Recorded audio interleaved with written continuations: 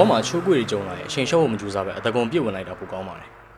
ဘာဖြစ်လို့လဲဆိုတာအခုပြောပြမယ်။လွန်ခဲ့တဲ့2 လစာ plan ထားတဲ့ content တွေကုန်ရေစုံမျောသွားတယ်။အဲ့ဒါကိုပြန်ဖက်ဆွဲဖို့ခုထိလည်းစဉ်းစားလို့မရသေးဘူး။အားလုံးသိတဲ့အတိုင်း March လအတွင်းမှာဖြစ်ပျက်ခဲ့တာတွေအရင်မြန်ဆန်လွန်းတယ်။ကိုကိုရိုင်း save ဖြစ်ခဲ့ပေမဲ့တကယ်ဖြစ်ပျက်တုန်းက trauma တွေနဲ့ဒီ survivor skill တွေကကိုယ့်ရဲ့ creativity ပေါ်မှာအများကြီး impact တွေရှိလာတယ်။တော့ creator အများစုထုတ်မပြောကြပေမဲ့ content တွေဆက်လုပ်ဖို့ motivation ပြောင်းနေမယ်ဆိုတော့ rally လုပ်လို့ရမယ်ထင်ပါတယ်ကျွန်တော် idea block ဖြစ်သွားတာပါဒီချင်းနေကနေရုံထုတ်ဖို့ဒီတော့နဲ့ကျွန်တော်ဘာတွေလုပ်နေခဲ့လဲဆိုတော့ကျွန်တော်ချင်းနေအများကြီးနားထောင်ဖြစ်တယ်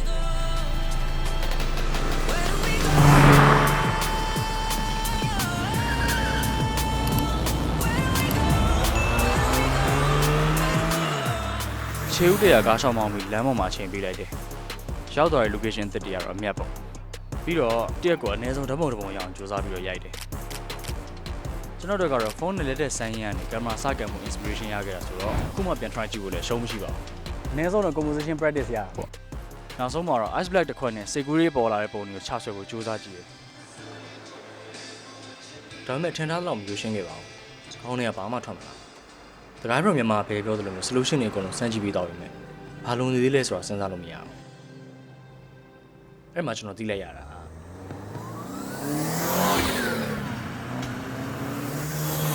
ဟုတ်တယ်ကျွန်တော်လိုနေရတာပဲခင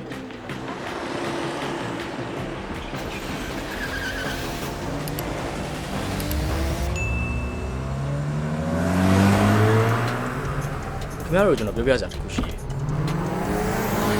ကျွန်တော်ဒီလောကတွေကိုစောင့်ဝင်လာတော့လမ်းမှာကျွန်တော်ကြိုက်တဲ့ကားကြီးစိုက်ကယ်တွေတွေ့ပြီဆိုရင်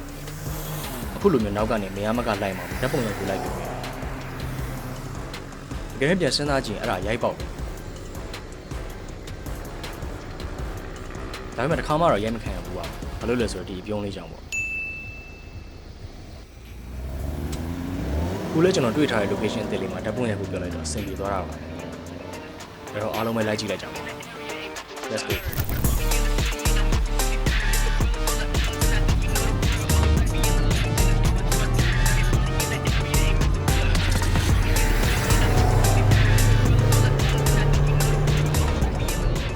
နောက်ဆုံးမှကျွန်တော်သိလိုက်ရတာကိုယ့်ရဲ့လမ်းကြောင်းမှန်ပေါ်ပြန်ရောက်ဖို့ဆိုရင် technical ဘိုင်း skill set ဘိုင်းတွေကိုအားထုတ်တာနဲ့ကိုချစ်တဲ့ຢာလေးတွေနဲ့အတူချိန်ပေးဖို့လိုသေးတယ်ဆိုတာပါပဲအခုတော့ဒီຢာလေးတွေနဲ့ဖြတ်သန်းခဲ့တဲ့ moment လေးတွေကိုကျွန်တော်တို့ခန်းစားပြီးကြပါဦးကျွန်တော်တို့ဇိမ်းမှာ